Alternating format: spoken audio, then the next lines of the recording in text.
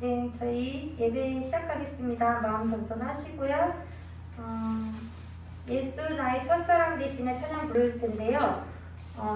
저희가 이제 살면서 하나님한테 첫사랑을 다 경험하셨잖아요. 그런 것처럼 하나님한테도 그런 첫사랑을 다시 살아나는 그런 은혜의 시간이 됐으면 좋겠습니다. 예, 예수 나의 첫사랑 하시겠습니다.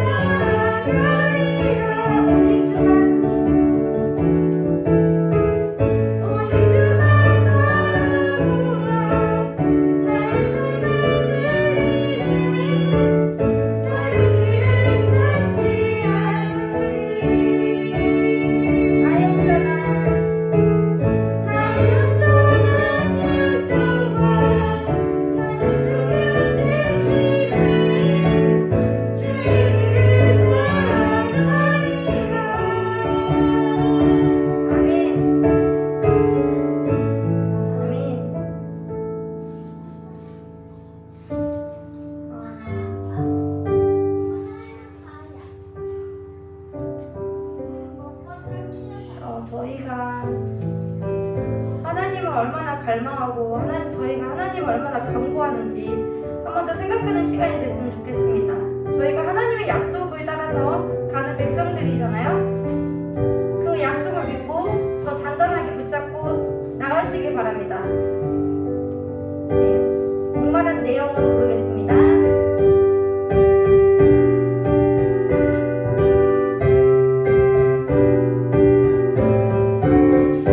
목마른 내 영혼 주가 이리 오라.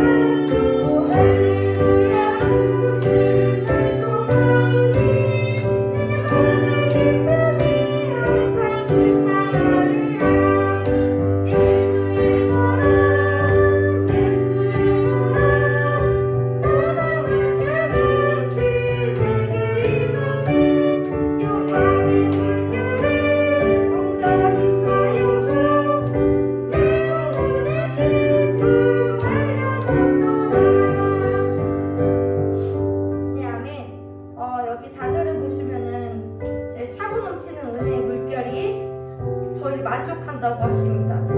그리고 여기 보면은 그 만족감이 기뻐서 넘치고 춤춘다고 찬양을 하잖아요. 저희가 이런 게 고백이 됐으면 좋겠어요. 정말 하나님의 그 은혜가 충만하고 만족감이 넘쳐서 하나님을 온전히 사랑한다고 고백하는 저희 성도들이 됐으면 좋겠습니다. 네, 목사님 나오시기 전에 기도로 마음 정돈하시고 말씀 듣겠습니다.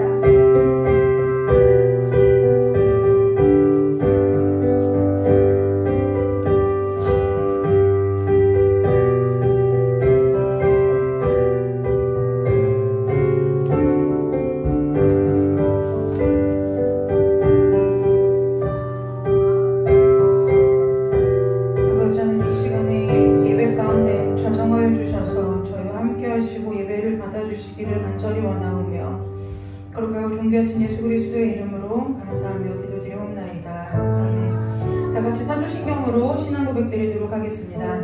전능하사 천지를 만드신 하나님 아버지를 내가 믿사오며 그 외아들 우리 주 예수 그리스도를 믿사오니 이는 성령으로 잉태하사 동정녀 마리아에게서 나시고 본디오 빌라도에게 고난을 받으사 십자가에 못 박혀 죽으시고 장사한 지 사흘 만에 죽은 자 가운데서 다시 살아나시며 하늘에 오르사 전능하신 하나님 우편에 앉아 계시다가 저리로서 산자와 죽은 자를 심판하러 오시리라. 성령을 믿사오며 거룩한 공예와 성도가 서로 교통하는 것과 죄를 사하여 주시는 것과 몸이 다시 사는 것과 영원히 사는 것을 믿사옵나이다. 아멘. 찬송간장 부르신 후에 우리 함께 말씀 보도록 하겠습니다.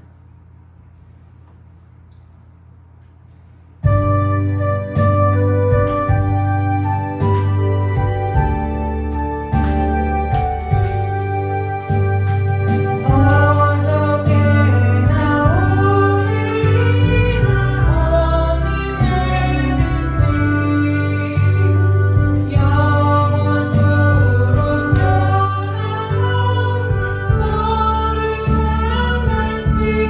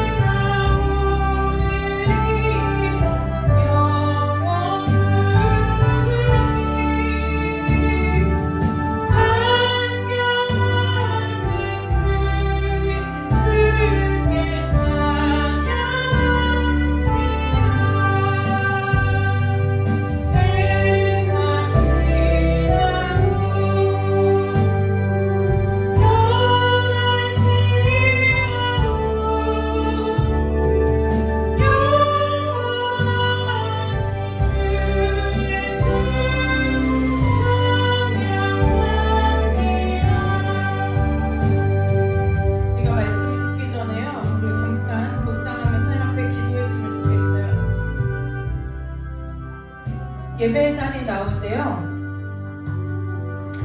은혜를 기대하고 내가 하나님께서 오늘 나에게 어떤 말씀을 주실까 또 기대하고, 또 내가 예배가 이제 말씀을 듣고 기도할 때 하나님 오늘은 내게 무엇라 말씀하실까 중요해요. 그런데 그것이 되어지려면, 예배 가운데 그것이 되어지려면 먼저 이 시간에 우리가 하나님 앞에 백지가 돼야 돼요. 지금 여기 예배 드리기 전까지 마음이 분주했던, 마음이 복잡했던, 상했던, 아니면 너무 기쁘고 즐겁고 정말 춤출만한 일이 있어서 내 감정이 지금 천국을 거니는 것과 같다. 그 모든 것은 다 뭐냐면 내 감정인 거예요. 내 감정인 거예요. 아까 이렇게 소율이하고 집에서 이렇게 대화를 하다가 이제 공부 얘기를 이렇게 하는데, 소율이가 이제 같은 반에 어떤 친구가 시험을 봤는데 문제를 많이 틀려서 속상해서 울었다는 거예요. 그래서 제가, 근데 소율이가 자기는 틀렸는데 다음에 잘 보면 되지, 내가 뭘 틀렸는지 확인해보고 공부를 했다고 그랬어요. 그래서 엄마 나 잘했어 하고 나서 제가 해준 이야기가 뭐냐면, 우리가 너무 희한한 일들이 뭐냐면, 이상하게 믿는 믿음이 뭐냐면, 나는 주님의 것입니다 라고 하는데 내 감정은 나의 것이라고 우겨대는 거예요. 그래서 소율이한테 그 얘기를 해준 거예요. 감정은 너의 것이 아니고 하나님의 것이야. 그러니까 너가 슬퍼하고 싶을 때, 즐겁고 싶을 때, 행복하다고 느낄 때 정말 그 감정이 하나님이 너에게 느끼게 하신 감정이 맞는지 확인할 줄 알아야 된다고 얘기했어요. 소율이가 아직 어려서 새겨 듣는 것 같기는 한데, 왜냐면 엄마가 하는 말이 별로 틀린 적이 없으니까 마음에 새기긴 하는 것 같은데, 아직까지 삶의 연륜이 적다 보니까 그게 이제 무슨 뜻인지 알 수 없겠지만, 우리가 속고 사는 내 인생은 주의 것이고 나는 주님의 것이라고 예배하고 찬양하지만, 왜 감정에 있어서만큼은 지나치리만큼 나의 감정을 쫓아서 사는지 모르겠다는 거예요. 여러분들의 마음이 상할 때, 아니면 여러분들의 마음이 지나치게 기쁠 때, 정말 이 감정이 하나님께서 지금 이 상황에 합당하게 나에게 주신 것인가를 살필 줄 아는 지혜가 있어야 된다는 거예요. 그래서 믿음은, 신앙은 삶과 거리가 먼 것이 아니라 나의 삶의 자리를 이렇게 뒤돌아보면은 나의 신앙이 얼마만큼 성장하고 성숙했는지를 볼 수 있다는 거예요. 그래서 제가 소율이한테 그랬어요. 그래, 그 친구, 엄마, 그럼 왜 울 수도 있잖아. 제가 그랬죠. 울 수도 있어. 시험을 못 봤으면 막 화가 나고 짜증나고 속상하고 분하고 억울하고, 그리고 막 문제지를 받은 시험지를 막 찢어버리고 싶고, 막 시험지를 구겨서 쓰레기통에 쳐박고 싶고, 그러다가 보면 이제 뭐 선생님한테 우리 선생님은 문제 좀 쉽게 내주지 왜 어려운 문제만 골라내서 이러냐고 하다가, 또 난 바본가 봐, 나는 천치인가 봐, 나 왜 이렇게 공부를 못해, 내 머릿속에 돌이 들었나 봐, 막 이런 자기학대를 하고, 이제 그런 얘기를 한 거예요. 필요 이상의 감정을 느끼는 것은 감정의 주인이 나라고 생각하고 산다는 거예요. 우리가 마음에 분이 날 때, 우리 지난주일 아침에 찬양할 때 마음에 분이 가득할 때 기도했나요? 마음에 나를 아프게 한 그 친구를 용서했나요? 그럼 기도는 우리의 안식이라고 얘기한 이유가, 그러면 그 감정이 내 안에서 사라진다 이 얘기를 하는 것이 아니라, 정말 그 감정이 하나님께서 지금 이 상황 가운데 내게 주신 감정인지를 깨달을 수 있어서 기도하라고 하는 얘기라는 거예요. 여러분, 우리가 오늘 어떤 상황과 어떤 환경과 어떤 마음으로 왔는지가 지금 이 시간부터는 중요하지 않아요. 다만 이 시간에 정말 나의 마음을 하나님께서 만져주셔서 예배하기에 합당한 심령으로 하나님의 말씀을 우리의 가슴에 새기기에 합당한 마음으로 우리를 빚어 만져주시는 것이 중요해요. 그래서 하나님의 말씀을 듣기 전에 하나님께서 오늘 이 시간 내 마음을 좀 주장해 주시고 깨끗해 해주시고, 깨끗하다는 건 우리 마음에 물론 더러움이 있을 수도 있겠죠. 근데 뭐냐면 이미 이렇게 글이 써져 있는 종이에는 다시 글을 쓸 수가 없죠. 우리가 마음이 백지와 같아야 된다는 건, 하나님이 그대로 하나님의 말씀을 하나님이 전해주시는 그대로 받을 수 있는 것은 우리 마음이 정결해져야 된다는 거예요. 그래서 이 시간 잠깐 머리 숙여 묵상하고 기도할 때 하나님의 말씀이 온전히 내 가슴 가운데 심령 가운데 새겨질 수 있도록 우리를 이 시간 정결하게 해달라고 잠깐 기도하고 하나님께 함께 말씀 보도록 하겠습니다. 잠깐 기도합니다. 하나님 아버지, 성령 하나님, 이 시간 우리의 마음을, 생각을, 우리의 영감 욕심을, 우리 모든 것을 주 앞에 내려놓사오니 우리의 주인 되어주시는 애 아버지 하나님께서 친히 우리 가운데 역사하여 주셔서 아버지 하나님, 우리의 마음이, 우리의 생각이, 우리의 모든 것이 주님 아버지께서 이 시간 우리 가운데 은혜를 부으시기에, 말씀을 새기시기에, 말씀으로 우리를 새롭게 하시기에 합당하도록 정결하게 씻어주시옵소서. 아버지, 이 시간 이 성전을 깨끗하게 하시고, 아버지 이 시간 우리를 깨끗하고 정결하게 하사 아버지의 생명의 양식으로 다시 한번 살아나도록, 그리고 주의 세미한 음성까지도 놓치지 아니하고 아버지 하나도 남김없이 오늘 이 시간 예배 가운데 주께서 우리에게 베풀어 주시는 은혜를 모두 다 가슴에 받고 돌아가도록 오직 성령 하나님께서 우리 안에 역사하여 주시기만을 간절히 원하오며 거룩하고 존귀하신 예수 그리스도의 이름으로 감사하며 기도드리옵나이다. 아멘. 하나님 아버지, 우리 각 사람에게 내주하시는 성령 하나님의 은혜로 말미암아 이 시간 우리를 정결하고 깨끗하게 하셔서 아버지께서 이 시간 우리를 예배 자리에 불러주시고 또 이 예배 가운데 아버지께서 우리를 향하여 부으신 하나님의 은혜들이 하나도 남김없이 우리 각 사람에게 심령에 아버지의 뜻대로 아버지의 소원대로 부어지는 시간 될 수 있도록 은혜 내려주시고 우리에게 주님께서 말씀하시는 그 작은 세미한 음성까지도 온전히 새기고 들을 수 있는 마음들로 아버지 성령께서 우리의 마음을, 우리의 생각을 이 시간에 다스려 주시고 주장하여 주시기를 간절히 원하오며 거룩하고 존귀하신 예수 그리스도의 이름으로 감사하며 기도드리옵나이다. 아멘. 이 시간에 함께 보실 하나님의 말씀은 히브리서 13장 8절, 히브리서 13장 7절에서 8절까지 말씀입니다. 히브리서 13장 7절 8절 보도록 하겠습니다. 히브리서 13장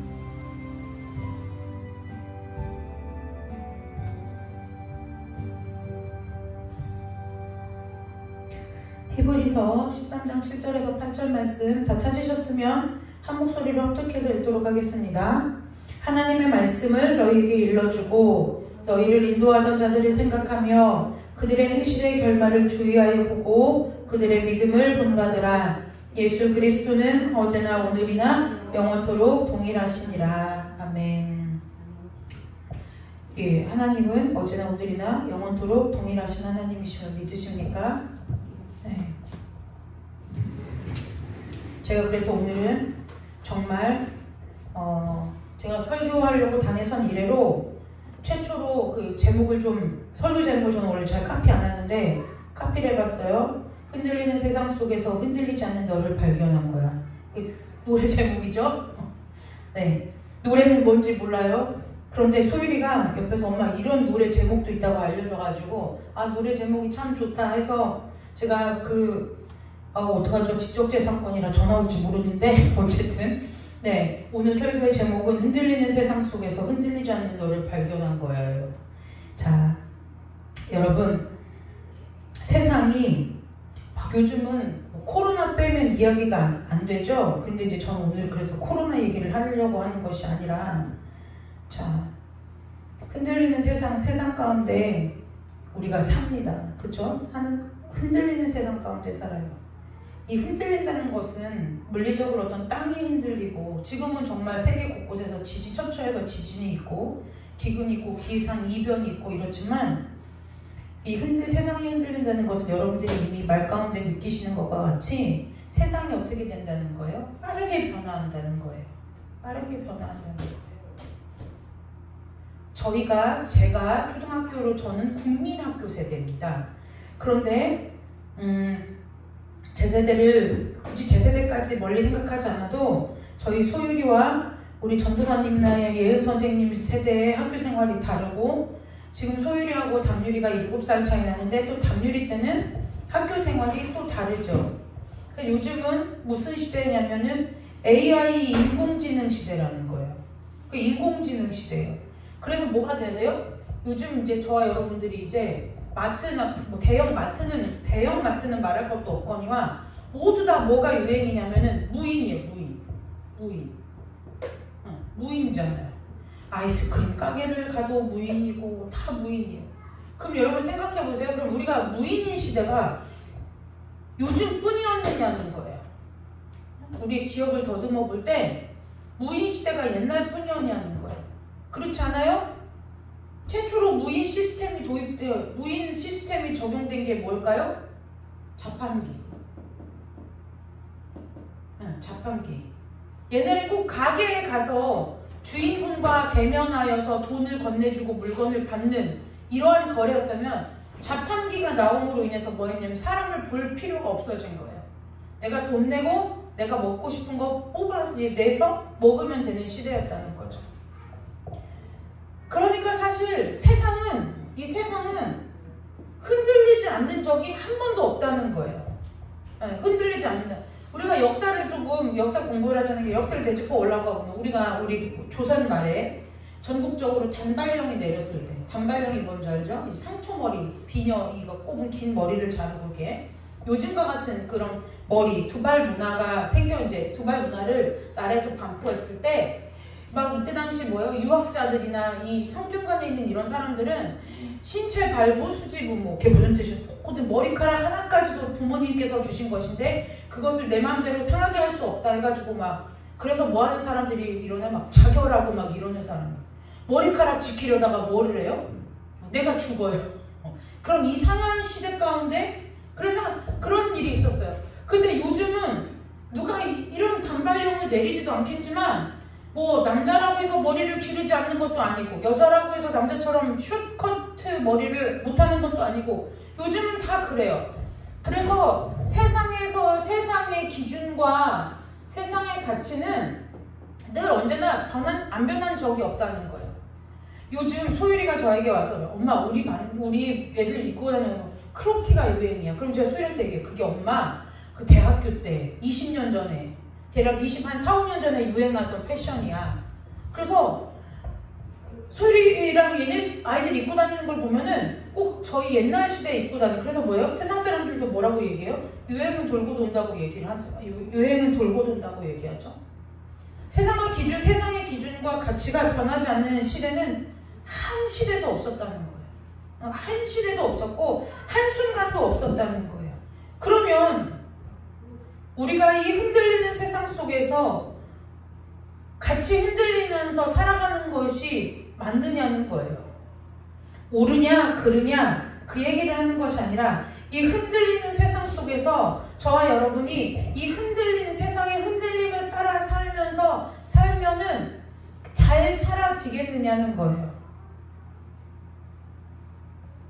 시간을 예를 들어볼까요?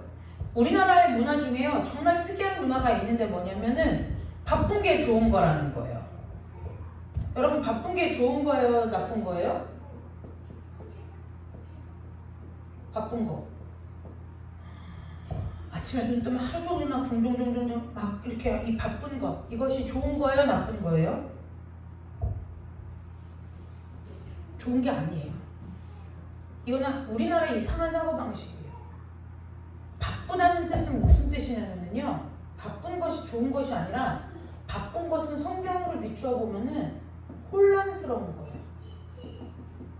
혼란스러운 거예요. 이 혼란스럽다는 뜻이 말씀이 뭐냐면은 창세기에 보면은 태초에 땅이 혼돈하고 할 때 이 혼돈스럽다, 혼란스럽다 이것이 바쁘다는 거예요.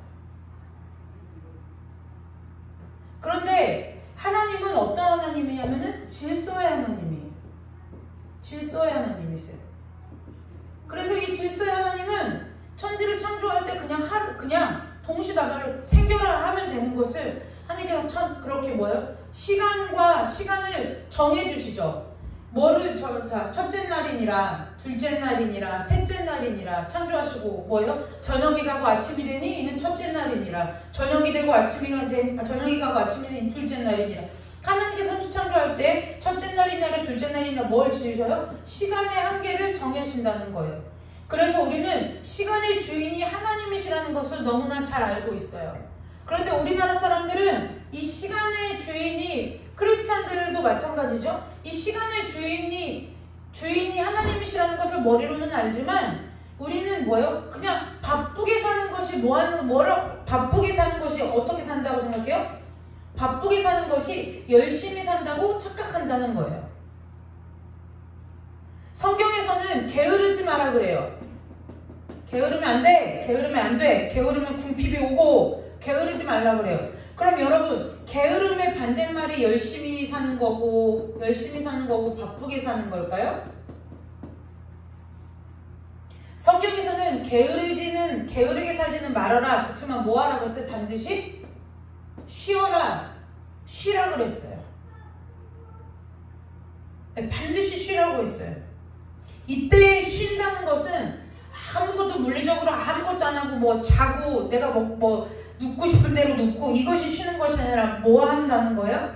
하나님, 이 쉼은 뭐예요? 하나님과 나만의 온전한 시간을 가져야 된다. 이 얘기가 쉼이라는 거예요.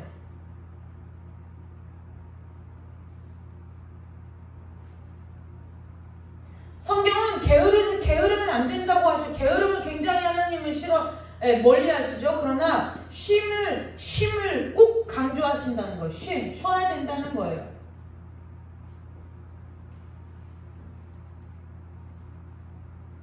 바쁜 것은 성경적인 가치관이 아닌 거예요. 혼란스러운 거예요. 뭐가 혼란스러워요? 시간에 대해서 내가 혼란을 겪고 있다는 거예요. 시간을 내가 뭐하지 못하고 있다는 거예요. 내가 시간을, 하나님께서 주신 이 시간을 다스리지 못한다는 거예요. 시간을 다스리지 못하고 산다는 거예요.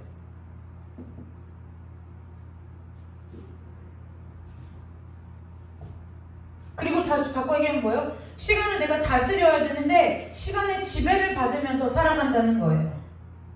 그래서 시간의 지배를 받는 사람은 마음이 바쁜 사람들은 늘 어때요? 늘 뭐예요? 왜 이렇게 할 일이 많아? 왜 이렇게 많아? 저도 예전에 기도 시간을 갖기 전에는 이 얘기를 너무 많이 했어요. 왜냐면 계속 할 일이 보이는 거예요.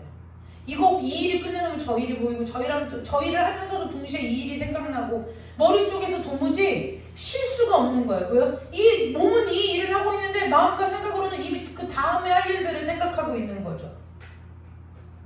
그래서 바쁜 것은 성경적인 것이 아니라는 거예요. 세상에서도 능력 있고 유능한 사람들은 무엇을 잘하는 사람들이냐면 선택과 집중을 잘하는 사람들이에요. 선택과 집중을 잘하는 사람은 유능하다고 능력 있다고 하는데, 이 선택과 집중을 잘하는 것은 뭐냐면 해야 할 것과 하지 말아야 할 것을 구별하는 사람들이 아니라 해야 하는 것과 포기해야 하는 것들을 빨리 결정한다는 거예요. 그럼 이 결정을 해야 할 것과 포기해야 할 것을 빨리 결정할 수 있으려면 무엇이 있어야 되느냐면 기준이 있어야 된다는 기준이. 네, 뭔가 기준이 있어야 내가 이걸 해야 되는 것과 포기해야 될 것을 빨리 결정할 수 있다는 거예요. 근데 뭐 한다는 거예요? 이 기준이 뭐냐는 거예요. 이 기준이 아까 서두에 얘기한 것처럼 이 세상에 우리가 이 기준이 세상의 기준과 가치라고 한다고 하면은 뭐예요? 기준이 매일 바뀌는 거예요. 우리나라 속담에 눈에 뭐 귀에 걸면 귀걸이, 목에 걸면 목걸이, 뭐 이런 속담과 같이 뭐 하는 거예요? 기준이 바뀌면은 분명히 어제는 그것이 옳은 일이 됐고 그것이 하나님을 위한 일이 됐는데 오늘은 그것이 세상 일이 될 수 있다는 거예요. 그래서 해야 할 일과 포기해야 할 일을 빠르게 결정하는 이 선택과 집중을 하는 삶을 살아내려면 뭐가 명확해야 돼요? 이 기준이 명확해야 된다는 거예요. 그래서 이 삶의 기준이 딱 흔들리지 않고 명확한 사람들이 선택과 집중을 빨리빨리 잘해요. 포기를 잘하는 거예요. 포기도 내 마음에 포기를 하고 싶어서 포기하는 것이 아니라 포기해야 하는 이유와 선택해야 하는 이유가 분명한 삶을 살 수 있다는 거예요. 여러분, 선택과 집중할 때의 여러분들의 삶의 기준이 흔들리지 않는 은혜가 있으시기를 주님의 이름으로 축복합니다. 그 바다에 가면은 등대가 있잖아요. 그런데 제가 이제 6시 내 고향이나 이런 것들 이렇게 가끔 도시 여부 이런 프로를 이렇게 스치듯 지나가듯이 이렇게 보면은 예전에는 배가 등대가 있을 때, 등대, 못 그려요? 아무튼 써야지. 등대, 딱 이렇게 바다에 등대가 이렇게 있어요. 그러면 방파제 있고 등대가 있어요. 그러면 이 등대가 왜 서 있어요? 저기 뒤에 앉아있는 소율이가 제 그림을 못 되게 비웃어요 지금. 근데 이거 등대가 왜 서 있어요? 바다에서 멀리서 보고 여기가 항구다, 여기가 너희들이 올 곳이다라는 것을 기준점으로 두기 때문에 등대가 있어요. 근데 요즘은 무슨 시대예요? AI 시대란 말이에요. 그래서 배도 보니까 꼭 등대가 없어도 GPS 좌표를 이렇게 해가지고 찾아오는 거예요. 근데 여러분 잘 생각해 보세요. 그러면 만약에 등대를, 그래서 요즘은 지금 AI 시대 GPS로 인공위성으로 다 할 수 있어. 그러니까 뭐예요? 등대를 없다고, 필요 없어. 이제 없앴다고 생각해 보세요. 만약에 인공위성이 예를 들어 어떠한 그 지구의 자전과 공전 현상을 통해서 전파에 오류가 나면요, 아니면 배에 GPS가 고장이 난다면 어떤 일이 벌어질까요? 만약에 그 배가 풍랑 있는 바다 가운데 있다면 그 배는 어떠한 배가 되냐면 길을 잃고 표류하는 배가 된다는 거예요. 표류하는 배가 된다는 거예요. 길에 우리가 이제는 차마다 다 내비게이션이 있고, 차에 내장되어 있는 내비게이션이 없어도 우리가 핸드폰과 스마트폰과 어떠한 것들을 통해서, 그런 그 GPS 기계들을 통해서 우리가 길을 찾아요. 그렇다고 해서 만약에 우리가, 저와 여러분이 사는 이 모든 길에서 도로의 이정표가 없어진다고 생각해 보세요. 그럼 GPS에 오류가 난다고 한다면, 아니면 내가 정말 깜빡 잊고 정신이 없어서 핸드폰을 두고 왔거나 내비게이션을 업그레이드 하지 않은 채로 새로운 길을 가야 된다고 하면 우리의 인생이 어떻게 되겠느냐는 거예요. 모든 것이 불확실한 시대를 살아가죠. 요즘 소일이 학교에서 진로교육할 때 늘 하는 것이 뭐냐면 4차 산업혁명 시대. 저희 때는 3차 산업이 저희가 진로 교육을 받을 때는 3차 산업, 서비스 산업이 대세인 세대를 살아간다라고 배웠어요. 그런데 그 교육을 받고 이미 기성세대를 살아가는 현재에도 서비스업이 그럼 각광을 받는 직업이냐? 그렇지 않다는 거예요. 그러니까 모든 것이 확실한 세상이 던지는 메시지가 다 틀린 것이다라고 말할 수는 없지만, 거기에 우리의 삶을 걸고 살아가기에는 너무나 위험천만한 일이 되어버린다는 거예요. 이 세상 속에서 세상의 기류에 휩쓸리지 않고 기준이 있는 사람이, 아까 제가 얘기했죠. 선택과 집중을 하는 사람이 능력 있는 거예요. 능력 있다는 것이 무슨 뜻이에요, 여러분? 우리는 참 많은 말을 하는데 내가 하고 있는 내뱉는 말의 이 단어의 의미들을 잘 생각하지 않을 때가 너무나 많이 있어요. 이 능력 있다는 것은 무엇이냐면요, 뭔가를 해낼 힘이 있다는 거예요. 근데 그 뭔가를 해낼 힘은 어떻게 있는 거예요? 다른 사람 누구 것이 아니라 나만의 것이 있다는 거예요. 어떠한 문제를 해결하는 것이든 자기주도 학습처럼 나만의 것이 있다는 거예요. 우리가 예배할 때, 찬양 인도를 할 때, 전도사님 찬양 인도할 때와 제가 인도할 때와 예은이가 인도할 때와 다 다른 거예요. 왜요? 나만의 것이 있기 때문이라는 거죠. 그래서 능력이 있다는 것은 뭐냐면 세상에서 유능하고 뛰어나고, 그것은 세상의 가치관으로 능력이 있는 거고, 하나님께서 말씀하시는 능력이 있다는 것은 뭐냐면 우리 각자만의 고유한 것이 있다는 거예요. 그 문제를 해결할 때에 고유한 것이 있다는 거예요. 남들과는 뭐예요? 다른 무엇인가가 있다는 거예요. 남들의 것을 뛰어넘는 그 이상의 것이 있는 것이 뭐예요? 능력 있는 것이라는 거예요. 그러면 자, 여러분 보세요. 세상의 기준과 가치를 가지고 많은 대다수의 사람들이 살아가요. 100명이 다 흔들리고 1000명이 흔들리고 10,000명이 흔들리고 10만 명이 흔들리는데, 나 하나는 그냥 그 많은 사람들이 다 하는데 안 흔들리고 내가 서 있어요. 그러면 그게 능력 있는 거라는 거예요. 왜요? 흔들리지 않아서가 아니라 남들보다 내가 그 상황 가운데서 튈 수밖에 없게 되는 거예요. 튈 수밖에 없잖아요. 눈에 띌 수밖에 없잖아요. 100명이 1000명이 다 흔들리는데 나만 우뚝 서 있는 거예요. 그러면 뭐예요? 그들과 내가 뭐한 삶이에요? 구별이 되는 거예요. 분별되는 거예요. 다른 거예요. 그게 능력 있는 삶이라는 거예요.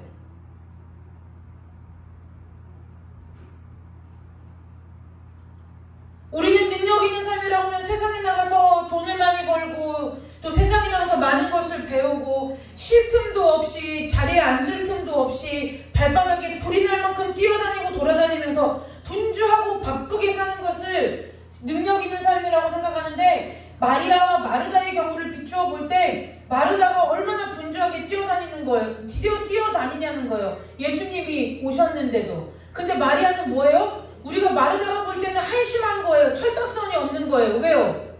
아니 지금 예수님이 오셨는데 음식도 준비해서 대접해야 되고 할 일이 산더미인데 가서 뭐하고 앉아있어요? 예수님의 무릎 밑에 앉아가지고 예수님이 하는 말씀이나 철딱선을 듣고 있는 거예요. 그랬더니 뭐라고 말씀하세요? 이 마르다가 예수님한테 그러죠. 예수님 쟤 좀 보라. 쟤한테 한마디만 하라는 거예요. 너 빨리 가서 좀 언니 좀 도와라. 근데 예수님 그 얘기를 다 듣더니 뭐라고 하세요? 냅두라는 거예요. 더 좋은 편을 택하였다는 거예요. 더 좋은 편을 택하였다는 거예요. 우리는 세상에서 오는 분주함과 세상의 열심과 세상의 바쁨이 마치 그것이 제대로 사는 인생인 것처럼 사단에게 속고 산다는 거예요. 그건 뭐예요? 우리를 혼란스럽게 한다는 거예요. 그래서 내 인생을 뒤돌아보면 뭐예요? 남는 것이 없어요. 빈 껍데기밖에 없는 거예요. 그러니까 자꾸 뭐예요? 내 삶이 외로워져요. 그러니까 외로우니까 자꾸 뭐예요? 사마리아 여인같이 헛된 것들을 찾아요.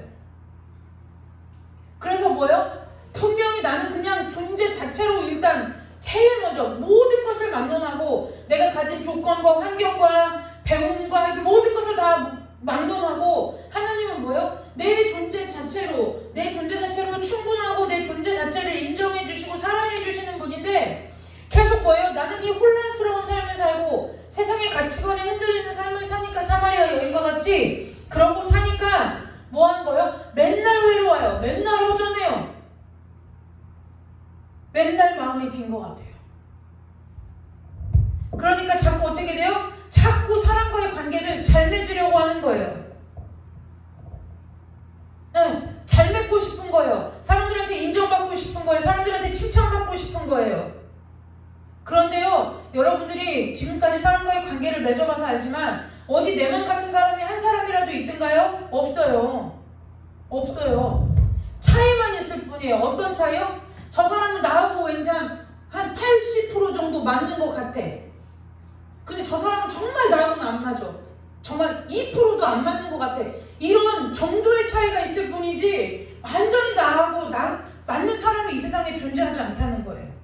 그래서 뭐예요? 이 흔들리는 세상 속에서 오는 이런 혼란스러움과 내면의 외로움과 이거는 어디 가야 회복되느냐? 하나님 앞에 가서 쉬어야 회복이 된다는 거예요.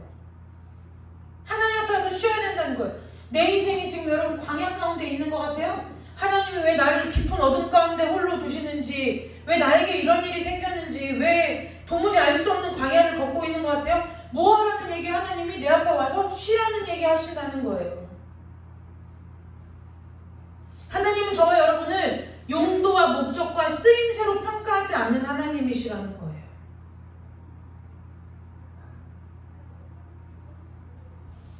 왜 그렇게 사람들이 관계에 집착해요? 관계에 매달려요? 위로받고 싶어서요. 그래서 이 사람한테 상처받으면 저 사람을 찾아가요. 저 사람한테 상처받으면 또 이 사람을 찾아가요. 그런데 참 미안하죠? 그렇게 찾아가면 찾아갈수록 그 모든 사람이 나에게 뭐예요? 내 마음을 헤아려 주기는커녕 나한테 도리어 상처를 주는 일밖에는 벌어지지 않는다는 거예요. 여러분, 기준이 분명한 사람들이 되시기를 주님의 이름으로 축복합니다. 그래서 성경은 늘 성경 오늘 함께 읽은 말씀처럼 뭐라고요? 하나님은 어제나 오늘이나 영원토록 뭐 하세요? 동일하시다는 거예요. 그 하나님은 자기 자신이 하나님이시면서 자기 자신이 정하신 그 기준이 한 번도 뭐예요? 변함이 없으시다는 거예요. 그런데요, 그 하나님이 기준이 언제 변해요? 우리들을 향하여 변했잖아요.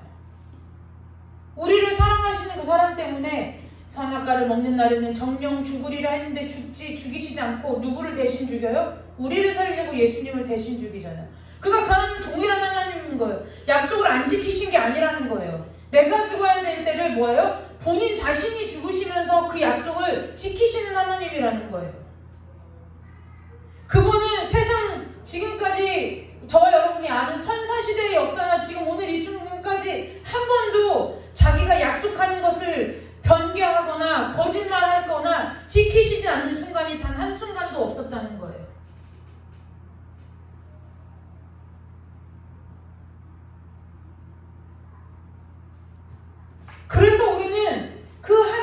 주님께로 나아가서 힘을 얻지 않고는 이 흔들리는 세상 속에서 우리가 살아낼 힘이 없다는 거예요.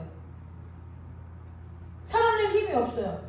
여러분 이런 거랑 똑같아요. 요즘은 뭐 100세 시대라고 해서 노후를 준비해야 된다. 근데 여러분이 뉴스를 이렇게 좀 보고 들으면 알겠지만 뉴스에서 나오는 대로 그렇게 노후를 준비할 수 있는 사람이 우리나라에 몇 명이나 될 것 같으냐는 거예요.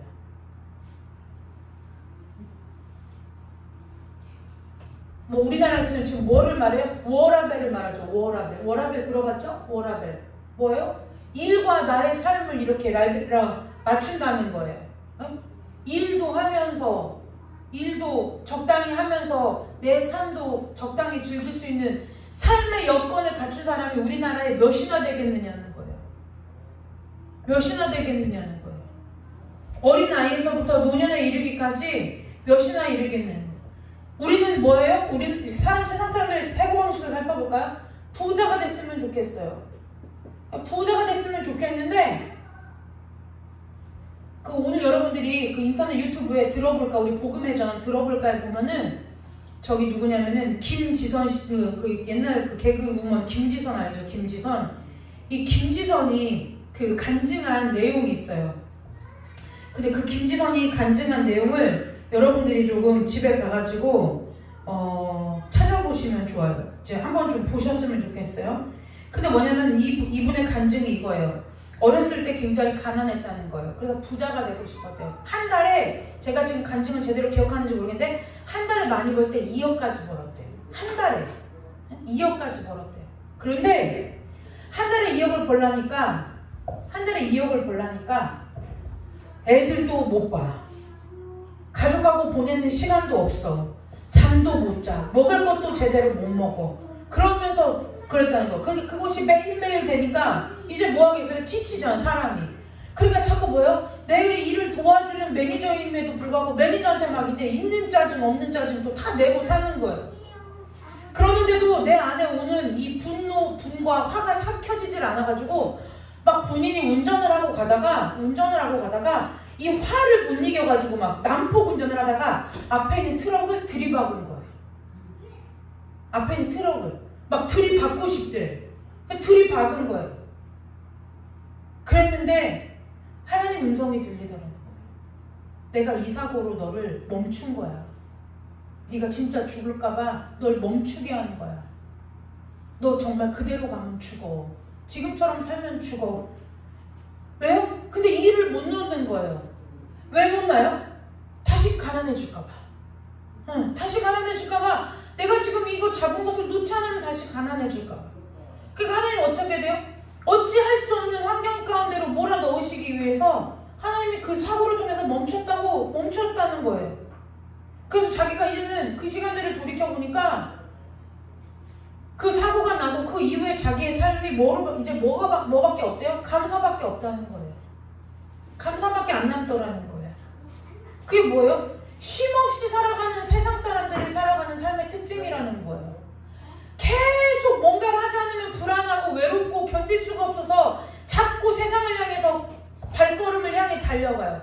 남는 건 괴로움과 육신의 어려움과 공허함과, 그러니까 그 공허함을 잊기 위해서 또 다른 쾌락을 찾거나 또 다른 마음들대를 찾거나, 그렇지 않으면 그냥 잠들어서 그냥 누워서 띵가띵가 그냥 뒹굴뒹굴 하거나, 그것밖에는 없다는 거예요.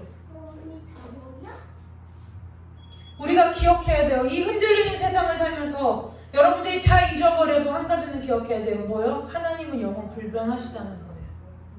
하나님은 영원토록 동일하시다는 거예요.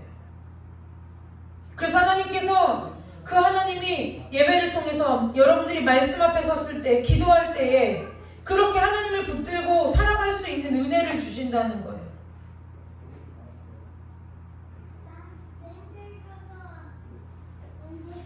여러분, 삶을 살아가면서 기도와 말씀의 골반으로 들어가는 은혜가 있으시기를 주님의 이름으로 축복합니다.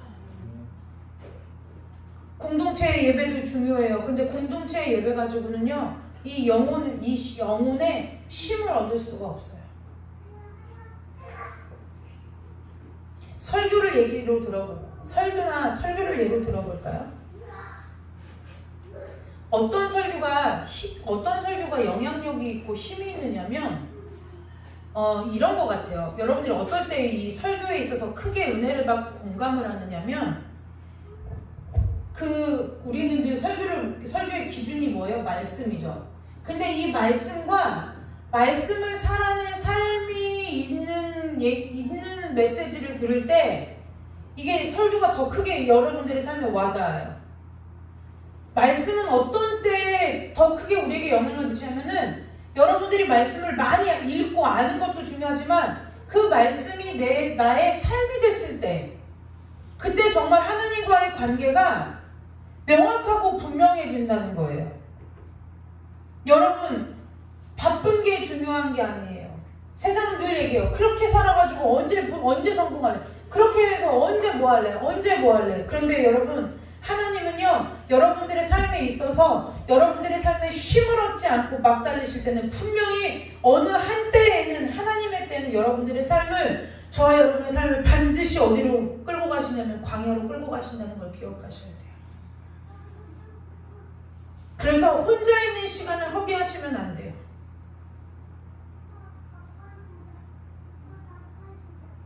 저는 그래서 광야가 어떤 분은 광야는 축복의 자리다 이렇게 하는데 저는 광야는 영혼의 헬스장 같아요. 헬스장.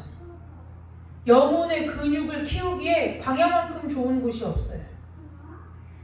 수많은 성경의 인물들이 엘리야가 그랬어요. 하나님과 오랜 시간 홀로 있었을 때에 하나님의 그 시간이 끝난 후에 뭐예요? 바알 선지자 450명을 물리쳤어요. 모세도 마찬가지예요. 하나님과 산에 올라가서 독대하고 난 후에 그의 얼굴이 해같이 빛났어요.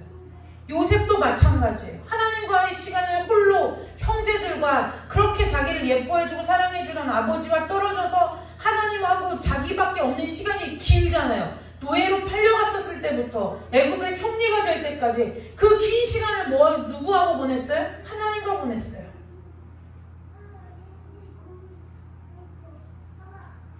그걸 보면 하나님의 부르심을 받은 저와 여러분에게는 반드시 하나님과 독대하는 삶의 시간이 필요하다는 거예요.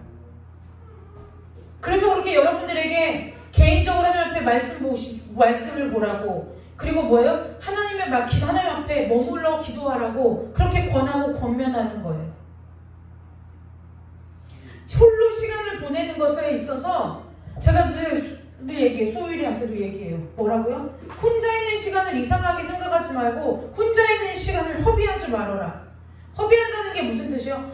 나는 예를 들면 이런 거예요. 우리 젊은 청년인데 나는 언제 좋은 남편 만나나? 나는 언제 좋은 여자친구 만나나? 그 생각하는 것이 허비하는 거라는 거예요. 그 시간에 하나님 앞에 무릎 꿇고 하나님이 왜 나에게 지금 이 시간을 허락하셨는지를 묻고 구하면서 준비되어졌을 때 하나님의 때가 오면 만난다는 거예요. 세상 사람들이 뭐라고 얘기해요? 여러분 이런 거 저는 여러분 청년 여러분들에게 어떤 청년을 만나도 그 얘기 속지 마라. 뭐예요? 세상 가치에 뭘 속지 말아라. 그러니까 돈 많은 사람 만나지 말고 그 얘기를 하는 거 아니에요. 그 얘기를 하는 것이 아니라는 거예요. 내가 찾으면 그 관계를 맺게 하는 그 주인이 누가 되는 거예요? 내가 돼서 내 짝을 찾으면 행복을 누가 만들어야 돼요? 내가 만들어야 된다는 거예요. 책임도 누가 져요? 내가 져야 된다는 거예요. 세상 사람들은 늘 이렇게 말해요. 내가 살아보니 100%는 둘째치고 50%만 이상만 맞아도 그냥 살만하다고 얘기해요. 천만의 말씀이에요. 수많은 사람들이 그런 세상적인 가치관을 가지고 단순 조건만 보는 거예요. 뭐요? 교회 다니는 사람, 장로, 권사, 집사, 목사님의 아들 만나봐요. 뭐가 차이 나는 거예요? 관계의 주인은 누구예요? 하나님인 거예요. 하나님 앞에 하나님 나에게 이러한 가정을 주십시오. 이러한 믿음의 배우자를 주십시오. 나를 준비시켜 주십시오. 기도하면 하나님께서 이 관계의 주인 되어셔서 우리를 지으신 하나님이 나에게 적합한 좋은 짝을 하나님께서 나에게 허락해 주신다는 거예요. 그러면 어떤 순간이 오든 뭐예요? 우리는 내가 불행하든 행복하든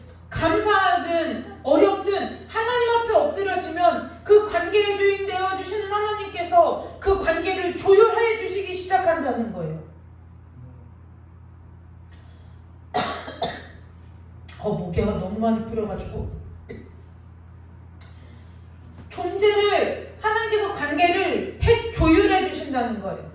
내가 내 기준에 내 생각대로 내가 관계를 맺어놓고 불행해지고 어려워지고 힘들어지면 하나님 나한테 왜 그러시냐고.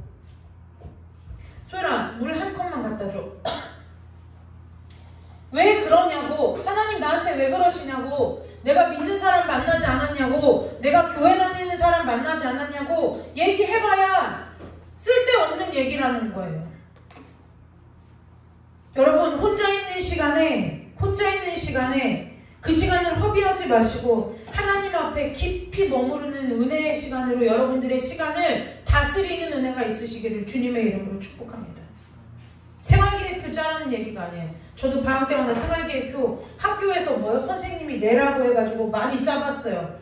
절대 안 지켜지는 게 생활계획표예요.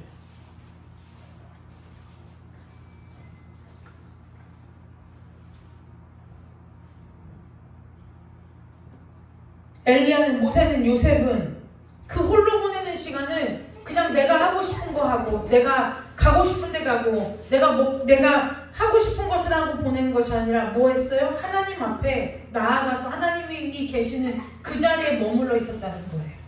여러분에게 그 믿음의 지혜가 있으시기를 주님의 이름으로 축복합니다. 중요한 것은요, 광야에서 홀로 보내는 하나님과 독대하는 시간이 중요한 것은 뭐냐면 하나님 앞에 시간을 그렇게 보내야 뭐예요? 하나님의 능력이 그로부터 나타나기 시작한다는 거예요.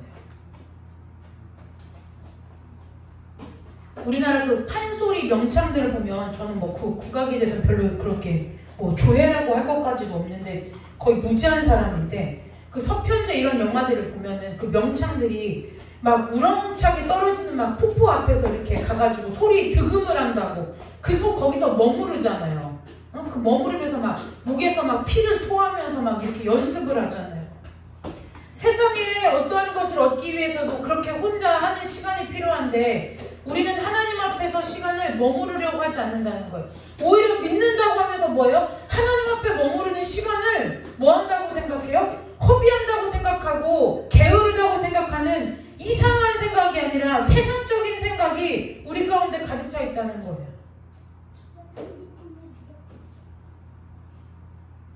여러분, 다니엘도 마찬가지예요. 죽음의 길 앞에서도 하나님 앞에 습관을 따라 하루에 3번씩 기도했어요. 하나님과 독대하는 시간을 잊지 않았다는 거예요. 자기의 목숨이 경각에 달리고 원수의 칼날이 코끝에 왔는데도 불구하고 뭐하는 시간을 포기하지 않았어요? 하나님과 독대하는 시간을 포기하지 않았다는 거예요. 예수님도 마찬가지라는 거예요. 그 많은 기적과 이사를 베풀고도 뭐예요? 따로 홀로 가서 하나님 앞에 무슨 시간을 가지셨다고요? 머무르고 기도하는 시간을 가지셨다는 거예요. 여러분, 세상에서 능력 있는 자로 사시기를 주님의 이름으로 축복합니다. 세상에서 능력으로 살아가는 방법 중에 하나는 무엇이에요? 아까 얘기했죠. 1000명이 흔들리고 10,000명이 흔들릴 때 나 혼자 안 흔들리면 되는 거예요. 예전에 오래된 광고의 카피 중에 뭐예요? 모든 사람이 예라고 할 때 아니라고 할 수 있는 용기가 필요하다. 그거는 세상 사람들이 하는 얘기고 오늘 우리의 믿음으로 바꿔보자면 저와 여러분의 주변에 있는 많은 믿는 사람들이 다 그렇게 믿고 살으라고 얘기할 때 나만은 그렇지 않고 서 있는 것이 필요하다는 거예요. 하나님 앞에서 완전한 회복과 힘을 얻으시기를 주님의 이름으로 축복합니다. 뭐 할 때요? 하나님 앞에 말씀과 기도로 머물러 있을 때 하나님을 만나게 된다는 거예요. 그래서요, 우리가 헬스 왜 하러 가요? 우리의 다이어트 왜 해요? 결국엔 뭐냐면 건강하려고 하는 거예요. 힘을 얻으려고 하는 거예요. 제가 아까 얘기했잖아요. 광야는 영혼의 헬스장이에요. 가서 영혼의 근력을 기르는 곳이라는 거예요. 그래서 어떻게 돼요? 내 삶에 어떠한 일이 오고 내 삶에 어떠한 풍파가 오든 뭐 하는 거예요? 묵묵히 내 길을 가는 거예요. 묵묵히 내 길을 갈 수 있는 그 영혼의 근력을 기르는 것, 그것이 광야의 시간이라는 거예요. 여러분, 말씀과 기도로 하나님 앞에 머무르시기를 주님의 이름으로 축복합니다. 하나님을 만나시기를 주님의 이름으로 축복합니다. 그리고 그 하나님과의 만남 속에서 얻어진 값진 은혜들이 여러분들의 삶에 흔들리지 않는 삶의 기준으로 세워지는 은혜가 있으시기를 주님의 이름으로 축복합니다. 여러분, 위로는 사람한테 받는 것이 아니라 하나님 앞에 나아갔을 때 받는 거예요.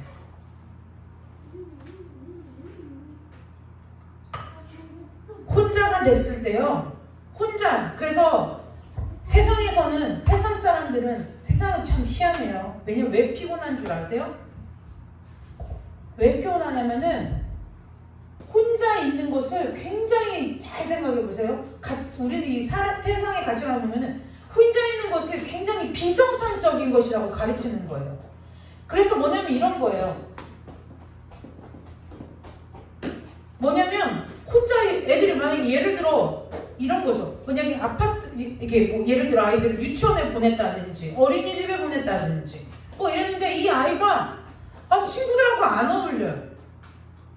그냥 혼자 있어요. 그런데 얘가 뭔가 어떤 그 마음이라든지 아니면 어떤 육체적인 불편함을 가지고 있어서 그런 것이 아니라 그냥 이 아이의 기질이 혼자 있는 것이 편하고 좋은 아이들이 있어요.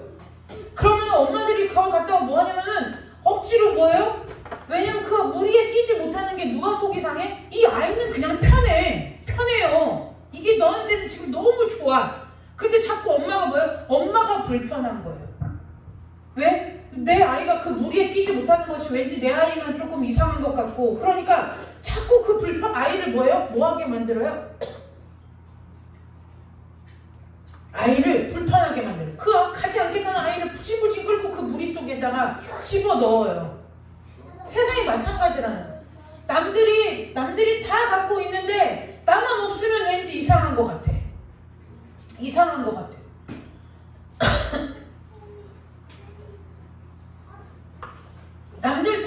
남들이 다 있는데 나만 없으면 이상한 것 같아. 이런 거랑 똑같은 거죠. 남들이 다 연휴 때 공휴일에 놀러 가는데 나만 안 놀러 가면 왠지 이상한 것 같아. 나만 뒤처지는 것 같은 거예요. 남들이 막 이런 거예요. 남들이 세탁기에 건조기에 막 이렇게 하고 30몇 평의 아파트에 막 살고, 지금 막 내 친구들을 보면은 다 나이가 이 정도 되는 사람들은 몇 평대 아파트를 자가로 소유하고 뭐 차는 보통 뭐 그랜저급을 끌고 또 그 냉장고는 몇 리터짜리를 쓰고 뭐 이러한 것들을 보면서 1년에 해외를 몇 번 나가고 이런 것들을 보면서 왜요? 믿는다고 하는 내 자신도 내가 그렇게 살아내지 못하면 뭔가 뒤처진 사람처럼 느껴진다는 거예요. 못하는 사람처럼 느껴진다는 거예요. 무엇 때문에 그러냐는 거예요. 마음이 화나는 거예요. 자꾸 내 마음을 뭘로 채우려고 하는 거예요. 근데 뭐예요? 가전제품을 산다 한들, 옷을 산다 한들, 그것이 이 썩을 육신에 걸치는 거고 썩을 육신을 위한 것인데 그것이 내 마음이 공허한 것을 채워주겠느냐는 거예요. 사람들이요, 사람과의 관계에서 상처를 받으면 이제 뭐예요? 강아지로 그 반려동물, 반려식물로 옮겨가요. 왜요? 걔네들은 상처를 안 준다는 거예요. 당연히 상처를 줄 수가 없죠. 하나님이 다스리라고 한 것들이 나한테 상처를 줄 수 없죠. 그러거나 무슨 자기의 취미나 어떠한, 그러니까 생명이 없는 것으로 자꾸 집착하는 현상들이 벌어져요. 그래서 뭐예요? 지금 반려동물, 반려식물 이것도 또 귀찮은 것 같아요. 그럼 이제 뭐예요? 소유로 옮겨가는 거예요. 물건을 소유한다든지 아니면 뭐 어떠한 일에 나를 몰두시킨다든지 그러한 것으로 우리의 마음이 흘러간다는 거예요. 그런데 여러분, 이 광야의 시간을 보내서 영혼에 근력 있는 사람들은요, 반드시 삶에 그런 일들이 일어나기도 어렵거니와 그런 일들이 있을 때 그들은 꼭 한 자리에 어디로 돌아가요? 하나님 앞에 머무르는 그 자리로 돌아간다는 거예요. 그것이 여러분의 피난처가 되고 그것이 여러분의 영혼의, 여자들로 말하면 영혼의 친정이 되어야 된다는 거예요. 영혼의 친정이 되어야 된다는 거예요. 여러분, 하나님과 독대하여서 하나님 앞에 머무르는 것을 즐기는 사람은요, 어떠한 힘이 있는 줄 아세요? 세상을 초월하는 사람이 돼요. 문제를 초월한다는 거예요. 제가 어떤 그 짧은 글을 읽었는데 이런 글귀가 있더라고요. 어떤 분이 이제 어떠한 오살몬이라는 사람 이제 기도할 때 들은 그 주님의 음성을 이렇게 적은 건데 뭐냐면 하나님이 내가 너의 방패가 돼주겠다 하는 것은 너희들 삶에 고난이 오는 것을 막아준다는 것이 아니라 너희들의 그 고난의 길을 걸어갈 때 원수들이 너를 무너뜨리려는 것을 지켜주는 방패인 거지 고난이 아예 오지 못하게 막는 방패가 아니라는 거예요. 근데 우리는 그것을 고난을 막아주는 방패를 원하는 거죠. 그렇게 하나님은 모른다는 거예요. 여러분들이 아시다시피 그 개그우먼 조혜련 씨가 요즘 이제 신학 공부를 하고 있어요. 근데 그분이 이런 간증을 했어요. 뭐라고 얘기하면 참 인상적이었어요. 그 말이. 아, 저분 진짜 하나님 만났구나. 뭐냐면 본인은 자기가 성경 말씀을 읽고 나서부터 내가 상상하고 그렸던 하나님이 아니라 진짜 하나님을 만날 수 있었다는 거예요. 우리가 말씀을 모르면 교회를 10년 다니고 20년 다니고 30년 다니고 금식을 하고 뭐 작정을 하고 내가 내 집에 모든 가산을 다 팔아서 교회 세우는데 갖다 바쳐도 말씀을 모르면 뭐예요? 하나님은 내가 상상해서 만들어서 지어내서 믿는다는 거예요. 왜요? 말씀 외에는 하나님께서 우리에게 자신을 계시해 준 방법이 없어요. 그래서 말씀 읽으라는 거예요. 그래서 제가 저분은 참 진짜 제대로 정말 하나님 만났구나. 그래서 제가 지난번에 언젠가 얘기한 것처럼 벨기에 신앙고백서를 나눌 건데요. 이 벨기에 신앙고백서에도 보면 뭐라고 하냐면 말씀은 내가 어떠한 체험을 하고 내가 천국을 갔다 오고 내가 귀신을 내어쫓고 어떠한 체험을 했어도 그것이 말씀보다 우월한 위치에 있을 수는 없다는 거예요.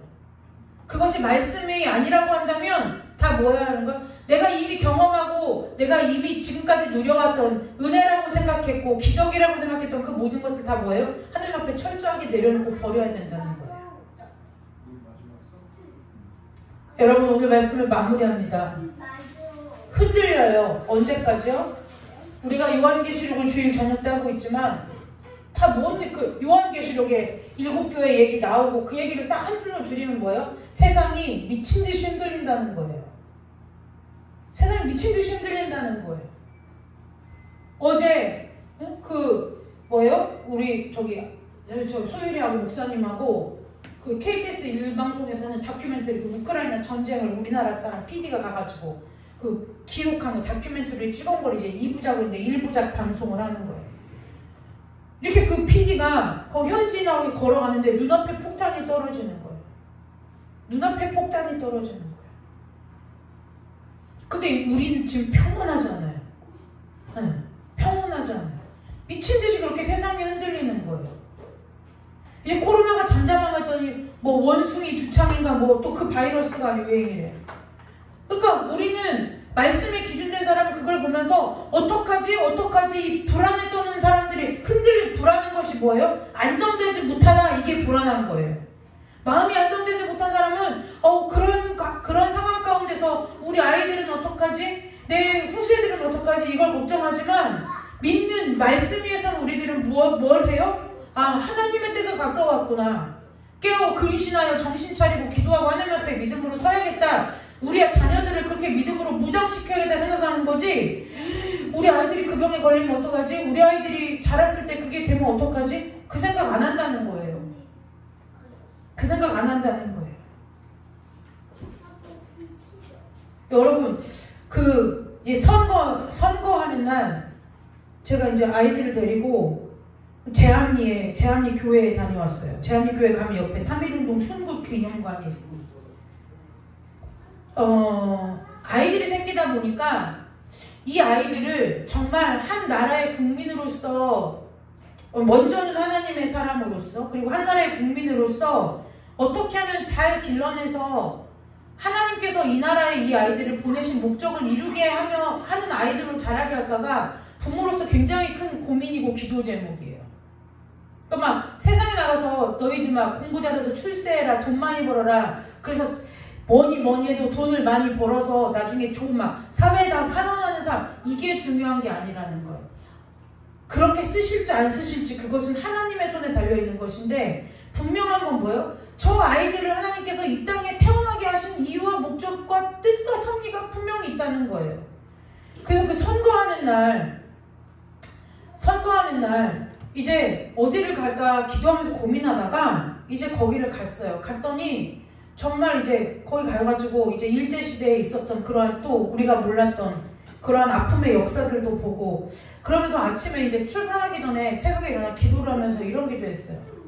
아직은 저 아이들에게 투표권이 없기 때문에 저는 그것이 하나님 앞에 참 기회라고 생각한 거예요. 저희는 자랄 때만 해도 편을 가르는 시대에 살았어요. 누가 좋은가? 그랬더니요, 소율이 얘기를 들어보니까 저희 소율이가 엄마, 그 윤석열 대통령이 속해 있는 정당은 나쁜 당이야? 이렇게 얘기해서 왜? 그랬더니 애들은 왜 나쁜지도 모르면서 그 당은 싫대, 무조건 이유도 없이 싫대 이렇게 얘기를 하는 거예요. 뭐가 유전돼요? 죄가 유전되는 건 거예요. 저 아이들은 아무것도 모르잖아요. 그런데 아침에 기도하면서 거기를 제 앞일을 가기 전에 하나님 앞에 그 기도를 한 거예요. 하나님, 저 아이들이 아직 백지장과 같을 때 정말 믿음의 부모로서 저 아이들에게 올바른 역사 우리나라가 무조건 좋은 나라다. 아니면 우리나라 무조건 아픈 나라다. 이게 아니라 정말 하나님이 주신 지혜 안에서 객관적으로 역사를 좀 가르치고 배워서 저 아이들이 나중에 한 표를 행사할 수 있는 국민으로 됐을 때 정말 아이들이 그냥 해야 되는 투표니까 하고 아이들이 판단할 때 좋고 나쁜 것이 아니라 하나님 안에 있는 사람들은 무엇을 보는 사람들이에요? 앞을 내다보는 사람들인 거예요. 다니엘이 앞을 내다보잖아요. 네, 우리는 예언연사라고 하면 뭐 막 점치는 그것이 아니라 그건 뭐냐면 하나님의 시각과 하나님의 시간의 개념으로 미래를 내다보는 거예요. 그 시야와 시각이 열려야 되는 거예요. 그래서 저희 아이들을 놓고 기도하면서 하나님 그 시야가 저 아이들에게 열려서 나중에 하나님이 저 아이들을 통해서 이렇게 뽑게 할 그 한 표? 그 뽑기 전에 내가 한 번 투표하는 이 일이 얼마나 귀한 줄 알고 하나님 앞에 좀 엎드려서 기도하는 아이들이 있으면 좋겠다라는 마음을 가지고 기도하고 그 아이들을 이제 데리고 갔어요. 예전에 홍범도 장군이 그 현충원에 유해를 모셔왔을 때 유해 보러 갔겠어요? 가서 그런 거 한 거예요. 그럼 자꾸 역사의 현장 앞에 있는 애들을 자꾸 세우는 거예요. 왜요? 한 나라의 국민으로서 하나님께서 주신 나라를 믿음으로 지켜내야 할 의무와 책임이 저 아이들에게 있는 거예요. 그것이 무엇이냐? 믿음을 갖고 세상을 살아가는 삶이라는 거예요. 다 따되면 해. 학생 때 공부만 하면 돼. 공부만. 그렇지 않아요. 믿음으로써 아이들도 어떻게 삶을 살아내야 되는지를 가르쳐야 된다는 거예요. 여러분, 하나님의 변함없으신 그 하나님 앞에 여러분들의 삶을 고정시키시기를 주님의 이름으로 축복합니다. 그리고 하나님 앞에 독대하시고 하나님 앞에 홀로 머무셔서 그 영혼의 근력을 키우셔서 세파에 흔들리지 않는 은혜가 있으시기를 주님의 이름으로 축복합니다. 흔들리지 않으면요, 다 뭐예요? 나를 비껴가더라고요. 내가 딱 고정되어 있으면 바람이 불면 어떻게 돼요? 저희 김건혜처럼 저기 얇은 사람들은 막 바람에 휩쓸려요. 버스를 타고 가도 커브길에도 막 휩쓸려요. 근데 저는 잘 안 휩쓸려요. 덩치가 안 휩쓸리게 생겼지 않아요? 그것처럼 영혼의 근력이 있는 사람들은 세파가 와서 나를 비껴서 방향을 틀어가요. 근데 내가 영혼이 빈약해. 가진 것이 없어요. 그러면 뭐예요? 세파가 나를 쓰러뜨리는 정도가 아니라 세파가 세상의 파도가 나를 아주 어떻게 하고요? 집 밟아놓고 가는 거예요. 집 이겨놓고 가는 거예요. 우리가 바람과 태풍을 왜 구별해요? 피해가 심각하기 때문이죠. 어떤 사람에게는 바람일 수 있는 일이 영혼이 빈약한 자에게는 그게 삶의 태풍일 수 있다는 거예요. 여러분, 태풍도 비껴가는 믿음의 근력 있는 자들 되시기를 주님의 이름으로 축복합니다. 흔들리지 마세요. 흔들리지 않는 편안함을 누리세요.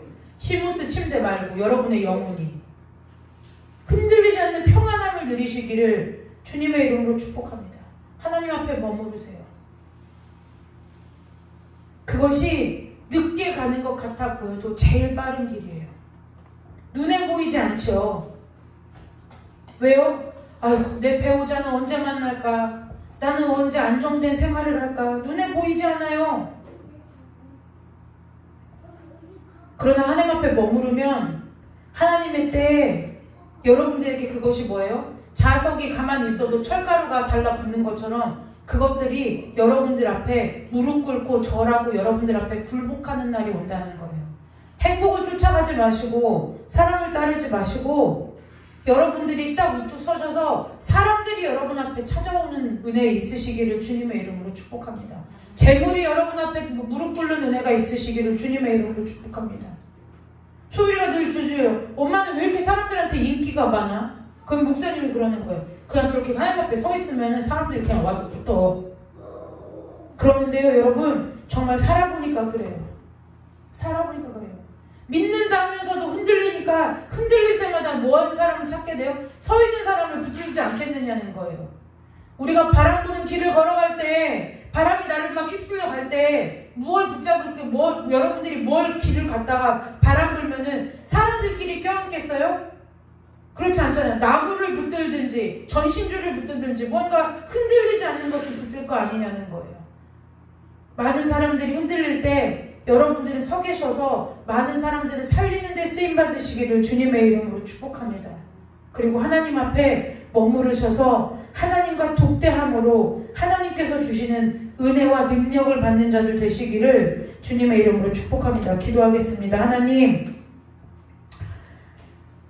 세상은 말할 것도 없이 흔들리고 믿는다고 하는 사람들조차도 흔들리는 이때에 오직 그 어느 때도 흔들림 없이 변함없이 영원토록 동일하신 하나님 앞에 꼭 붙어서 하나님께서 주시는 힘과 능력으로 든든하게 두 발 딛고 서서 흔들리지 않는 믿음을 가지고 세상 가운데 서는 은혜가 있도록 우리 귀한 성도들을 축복하여 주시옵소서.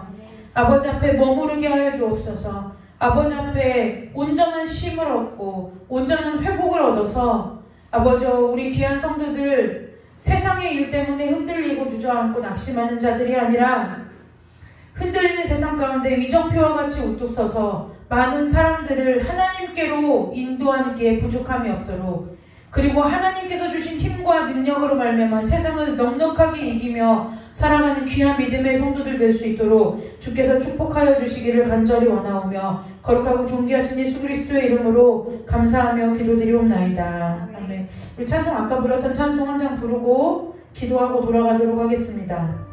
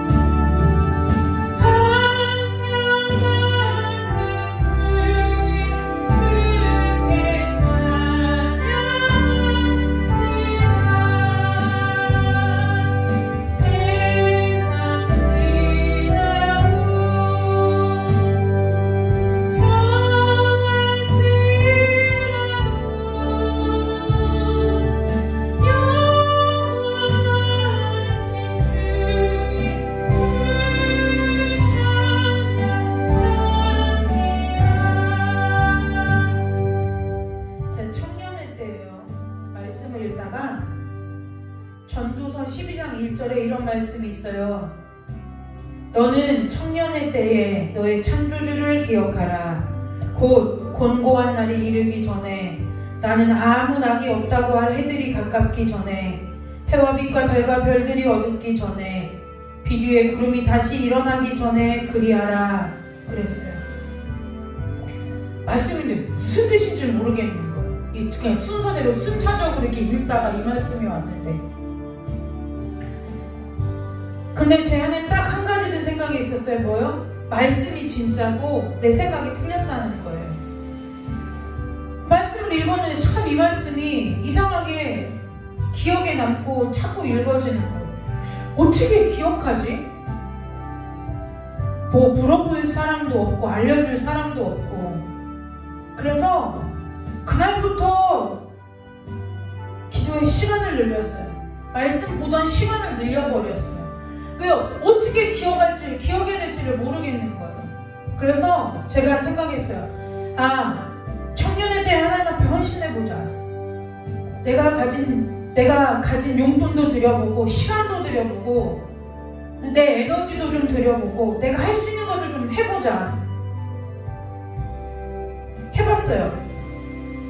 정말 지금 생각해도 그때 제가 생각하면 내가 어떻게 그렇게까지 할 수 있었지 할 만큼 한 거예요.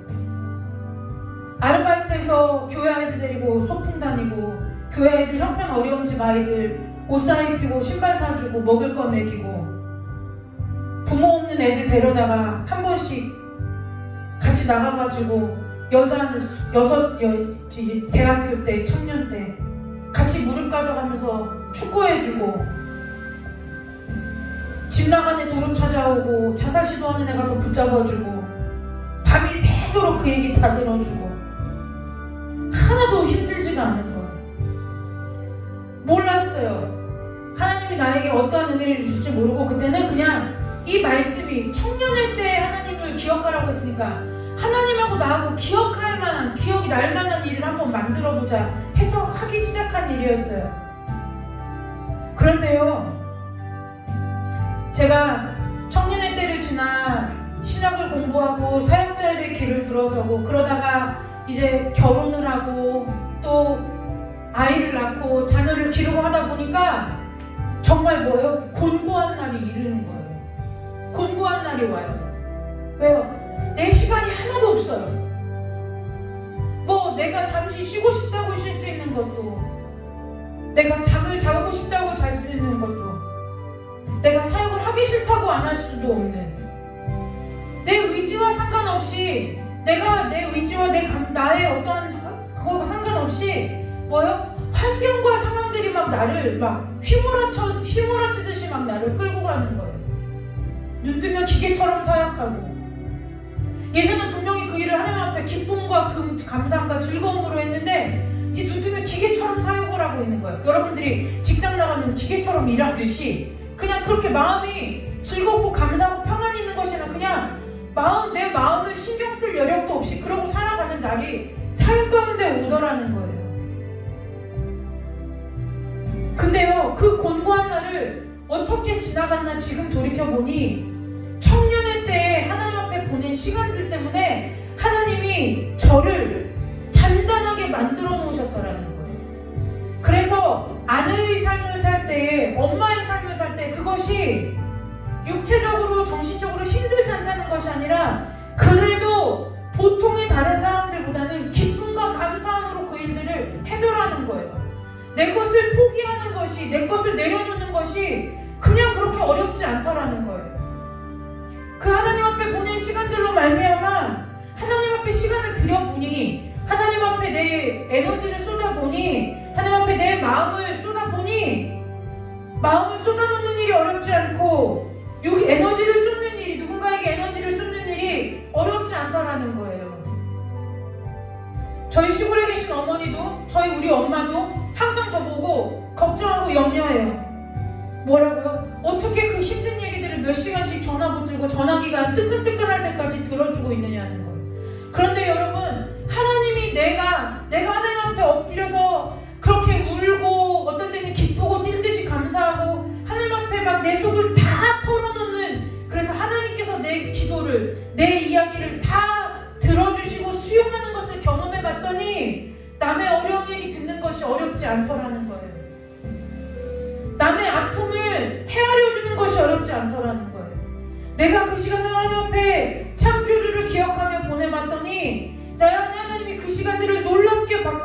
통해서 믿음의 지혜로 나에게 돌려주셨더라는 거예요.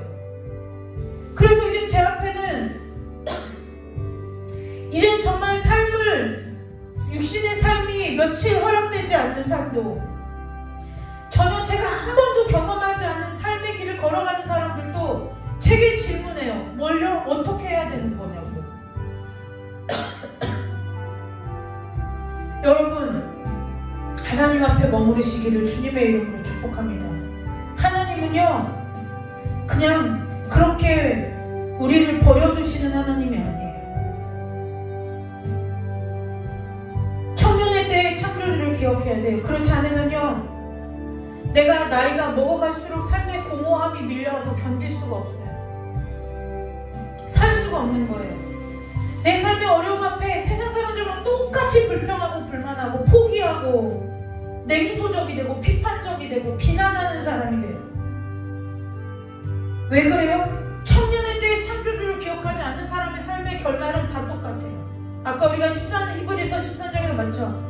너희들을 위해 믿는 자들의 그 결말, 그 일의 결말을 보라는 거예요. 보고 너희가 어떻게 믿을지 보라는, 생각해 보라는 거예요. 왜 저렇게 살아가 아니라 왜 저렇게 사는 그 인생이 내 인생이 될 수도 있다는 거예요. 여러분, 하나님을 기억하시기를 주님의 이름으로 축복합니다. 할 수 있거든 하나님을 위해 하나님 앞에 머무르시기를 주님의 이름으로 축복합니다. 결국 하나님 앞에 하나님을 위해서 머무르는 것 같지만 결국 그것이 내가 살 길이고 내가 잘 되는 길이라는 것을 여러분들이 삶 가운데 경험하시기를 주님의 이름으로 축복합니다. 오늘 이 시간 잠깐 묵상하고 기도하고 돌아갈 때 여러분, 하나님 앞에 머무르는 것을 허비한다고 착각하지 마세요. 사단이 주는 생각이에요. 게으른 일이라고 생각하지 마세요. 그렇게 말하는 사람들이 있다면 그 사람들은 하나님 앞에 머물러서 하나님을 경험하거나 만나본 경험이 전혀 없는 사람들이라는 거예요. 저희 고3 때서 담임 선생님은 경진아, 교회 갈 시간, 그 시간 동안 학교에서 머물러서 자습을 하면 문제집을 더 풀면 너 서울대 갈 수 있는데. 여러분, 그런 말에 속아야 돼요? 그분이 집사님이었어요. 다 포기해도 하나님 앞에 머무르는 시간 포기하면 안 돼요.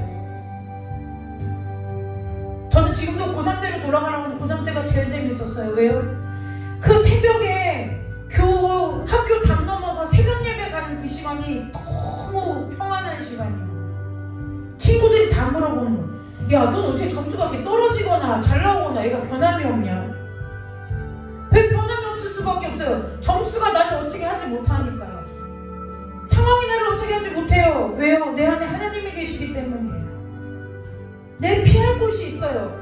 내가 어떤 모습이든지 간에 내가 가서 쉴 곳이 있고 피할 곳이 있는 사람은 언제나 그 마음이 어때요? 든든하고 마음이 부자가 되는 거예요. 여러분, 하나님으로 인하여 마음이 든든해지고 부자 되시기를 주님의 이름으로 축복합니다. 이 시간 잠깐 묵상으로 기도할 때 하나님으로 세움받는 자들 되게 해달라고 잠깐 기도하고 돌아가도록 하겠습니다. 아버지 하나님, 우리가 주 앞에 머무르는 자들 되게 하여 주옵소서. 그 일이 내 삶에 나의 시간 가운데 가장 값지고 귀한 것을 깨닫는 자들 되게 하여 주셔서 아버지, 우리가 하나님 앞에 머무르며 하나님의 뜻을 구하며 하나님과 함께 동행하는 자들로 살 수 있도록 우리 귀한 성도들을 축복하여 주시고 인도하여 주시옵소서.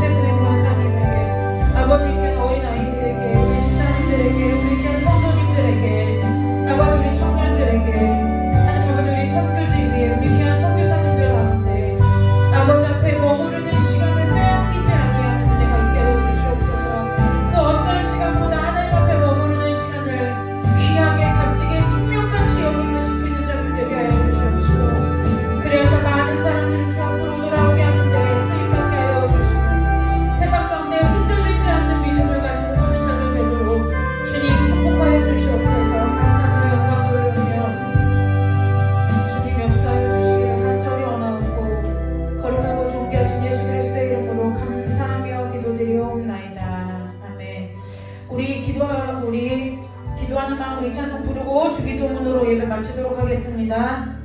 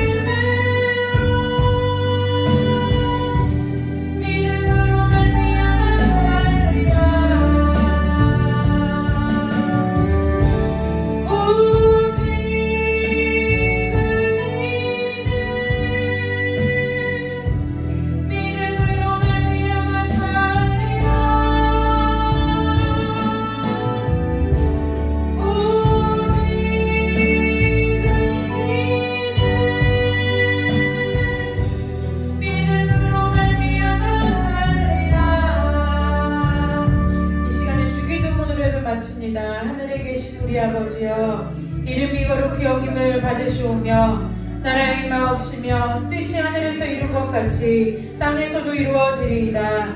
오늘 우리에게 일용할 양식을 주옵시고 우리가 우리에게 죄진 자를 사하여 준 것 같이 우리 죄를 사하여 주옵시고 우리를 시험에 들게 하지 마옵시며 다만 악에서 구하옵소서. 대개 나라와 권세와 영광이 아버지께 영원히 있사옵나이다. 아멘. 하나님께 영광의 박수 올리고 예배 마칩니다.